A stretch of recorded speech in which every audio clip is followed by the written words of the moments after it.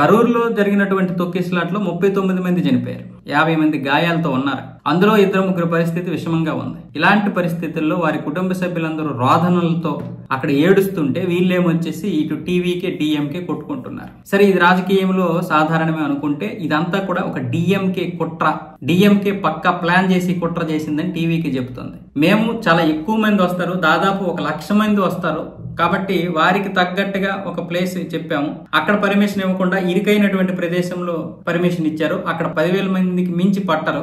అలాంటి ప్లేస్ లో మాకు పర్మిషన్ ఇచ్చారు. పైగా పర్మిషన్ ఇచ్చి మేము సభ స్టార్ట్ చేసిన తర్వాత అంబులెన్సులు కూడా పోలీసులు ఇటువైపే పంపించారు.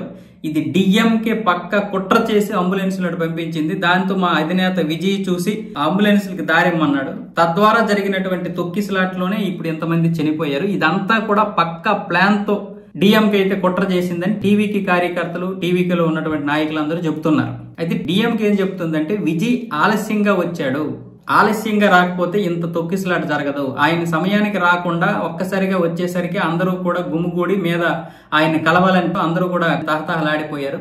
అందువల్లే ఇప్పుడు ఇదంతా కూడా జరిగింది. కాబట్టి టీవీకి అధినేత దీనికి బాధ్యత వహించాలని వీళ్ళు అంటున్నారు, డిఎంకే వాళ్ళు. కానీ డిఎంకే చేసినటువంటి ప్లాన్ ప్రకారమే, కుట్ర ప్రకారమే ఇంత జరిగింది. ఆ రాజకీయ అనుభవం ఉంది వాళ్ళకి. ఏ విధంగా ఇప్పుడు విజయ్కి ఈ యొక్క ప్రచారంలో ప్రజల యొక్క ఆ ప్రభను తగ్గించాలనే ఉద్దేశంతో ఇలా చేశారని ఇప్పుడు టీవీకి వాళ్ళు ఆరోపిస్తున్నారు. ఎలాగైతే ఏంటి 39 మందిని బలి తీసుకున్నారు, 50 మంది ప్రాణాలు ఇంకా గాలిలో కలిసిపోవడానికి సిద్ధంగా ఉన్నాయి. ఇలా చేశారు, మొత్తానికి దేశాన్ని నాశనం చేసేస్తున్నారు. అసలు మనకు కూడా కొంచెమైనా ఉండాలి, ప్రజలకు కూడా. అప్పుడు పుష్ప టైంలో అంతే, పాపం ఆవిడ అనవసరంగా పిల్లలు తీసుకొచ్చింది.